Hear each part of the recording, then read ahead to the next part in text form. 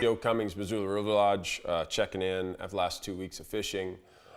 Today I thought from Stories of the River I would talk about guide nicknames. One of the better ones this season has been Salty Man Boy. That is my moniker given to me early in the season. I seem to be holding true to its traits. Some of the other good ones out there, Vanilla Gorilla, The Professor, Busted Chines is another good one. And they're all names that you end up with for whatever reason. Mine really is fitting. But one of the better ones I've heard is, came from a few years ago, called Heavy Net. And this is the legend of Heavy Net. I was maxed out in June. Everybody is in June. Late June's the busiest time of the year. And one of my guys had to miss a day of work. No way around it. It was one of those things that had to get done. So I called all my friends. We don't have any coverage. All our guys are out. Really no options for the guys that I trust. So I called the client and said, hey, here's my situation. It wasn't planned for, but I can go into the dregs of the guide business and get you somebody to row a boat, but it's not going to be, our normal crew. Client's a stockbroker from New York. He's been through everything. He said, fine, just somebody row me down the river for a day. It was only just that one day. So I get this number, Jimmy. Jimmy, if you're listening, this isn't about you, because I think you moved back to Pennsylvania. In fact, I'm pretty sure you did. So I called Jimmy. I said, hey, Jimmy, I got your reference. Are you open on the 30th? Oh, yeah, I'm open on the 30th, but I got to correct you, Joe. I said, oh, okay. You have a problem with the date? No, I have the problem with you calling me Jimmy. I said, all right, so you have a problem with me calling you Jimmy. What would you like me to call you? He said, well, I go by Heavy Net. I thought, okay, is there a reason, Heavy Net? Yeah, because I only put heavy fish in my net. Like, oh, okay, fair enough, Heavy Net. Can you work Heavy Net on the 30th? Yes, I can. Okay, great. Call the client and said, hey, dude, I don't know about this guy at all. This is a weird one. Client's like, I'll deal with it. I'll be fine. It's just one day, fine. So call him the night before the shift and say, hey, we're going to meet downtown 8:30. Can you be there? And I just looking at a name and a number said, do you have it, Jimmy? Stops me again. I told you before, bud. It's not Jimmy. It's Heavy Net. Okay, Heavy Net, can you be there tomorrow? Yes, the Heavy Net will be there. He referred to himself in third person. I thought that was a little weird.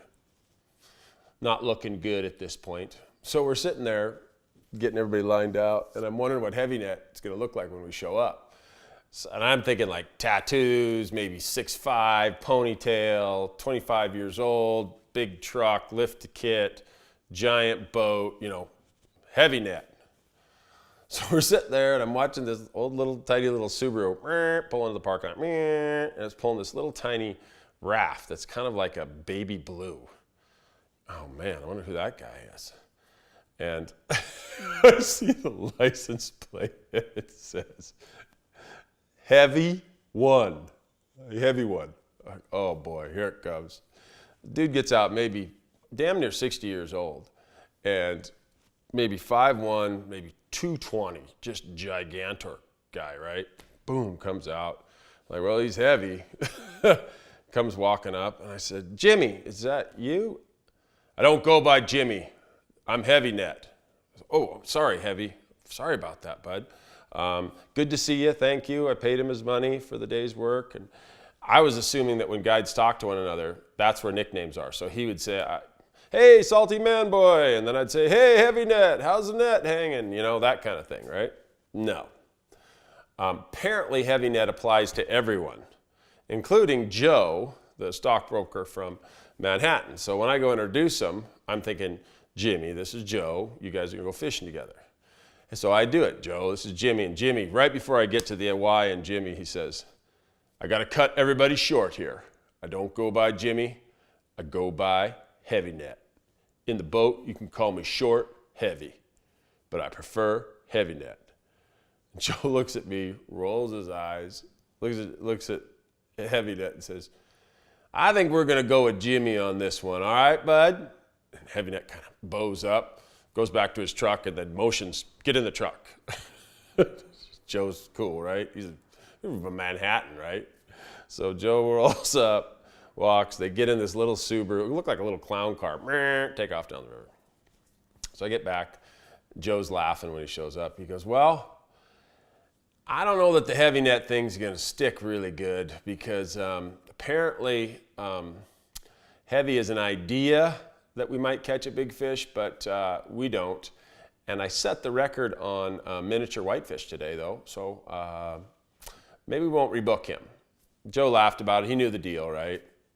Heavy Net didn't stick around to talk about his day. He just got in his little clown car and took off out of there.